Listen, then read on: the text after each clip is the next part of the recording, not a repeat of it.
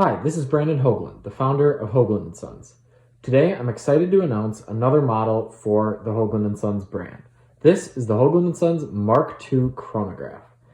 And this serves as a follow-up to the original Mark I chronograph that was very successful on Kickstarter and really launched this brand. But since making that model, I've had a lot of requests for a mechanical version of that chronograph, and that's what we have here today. Additionally, we have several different dial color options that I think really bring an opportunity to really express yourself with this watch, because as you know, the original Hoagland & Sons Mark I chronograph was only offered in a white dial, which looked fantastic, but I've had many requests for different dial options, and that's what I wanted to provide here today. I've done test runs with the Mark II movement, learned a lot about the manufacturing process, and really refined this model, and I'm really happy I can bring it to you today. This should be the least expensive chronograph, mechanical chronograph that is ever offered on Kickstarter.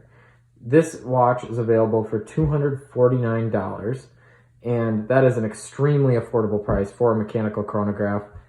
You get a lot of features with this. It looks far more expensive than that, particularly with these dial colors.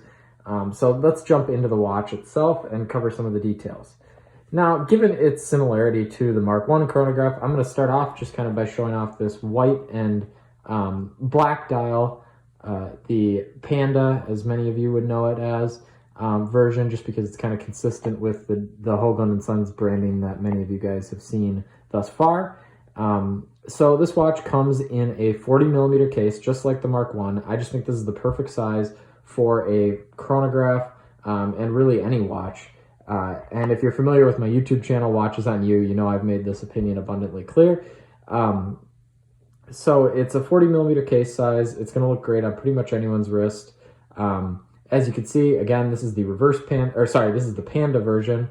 And if you turn the case to the back, you can see the exposed movement. This is a Seagull ST 1901 movement, hand-wound chronograph. I wanted to go with a hand-wound because it lets you actually see the different mechanics in the movement. So when I operate the chronograph here, you can see all of the different parts actually work, and you can really gain an understanding of how chronographs work and kind of the beauty of this mechanism. So it was a priority for me to have a clear case back on these watches. So as you saw there, we have to actuate the chronograph, you push the pusher at 2 o'clock, and you can stop it using that as well, and then reset using the bottom pusher. You have a 30-minute sub-dial here, and then this is your running seconds, which will be running all the time. You have a loomed dial and hands. The loom is a massive improvement over the Mark I chronograph. It was a little bit ineffective in some of the earlier models, and I definitely corrected that with this. Particularly the loom on the hands is much more effective than the Mark I chronograph. And now I can show off the reverse Panda version, and I'll do a wrist shot with all these just so you can get an understanding of what they look like on the wrist. This is my personal favorite. I just love the reverse Panda. The black dial looks so classy.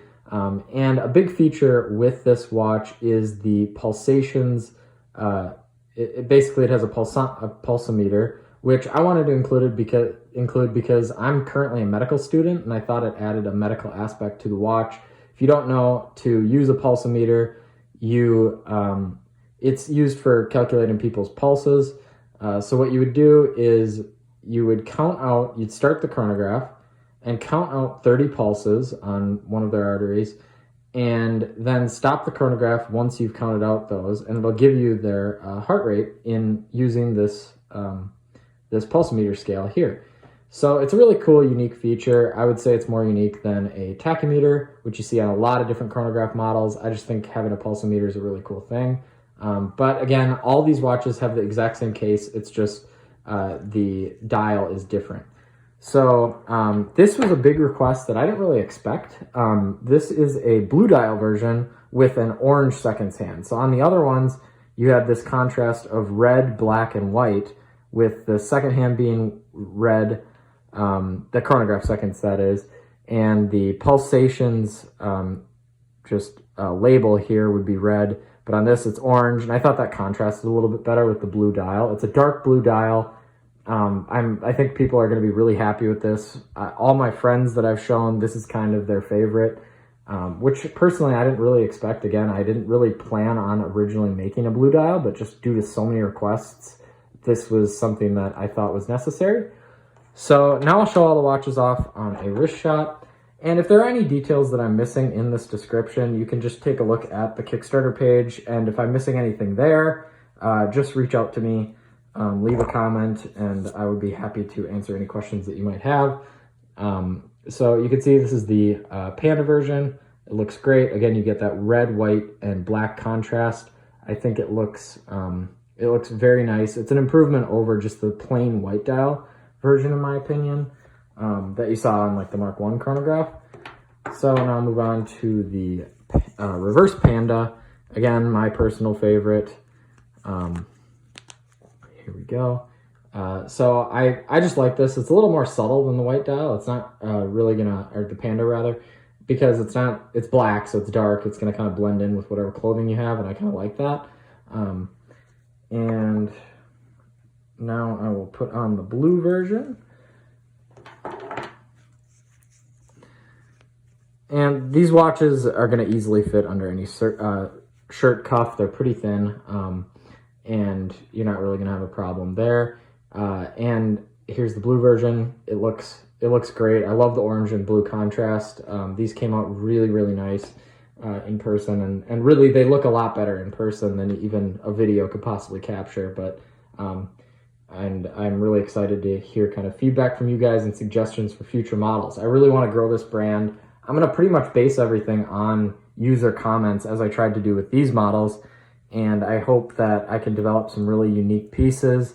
Again, I'm going after kind of that affordable market, because young people like me can't really afford to go buy a Rolex or something like that. And incorporating my favorite features from these models that I've reviewed from my YouTube channel, Watches on You, has enabled me to really get something that's a really quality product at an affordable price. So thank you guys so much for watching. I really hope that you enjoy these watches. And again, leave a comment if you have suggestions for future models or just additional questions that I wasn't able to cover on the Kickstarter page or in this video. So thank you for watching.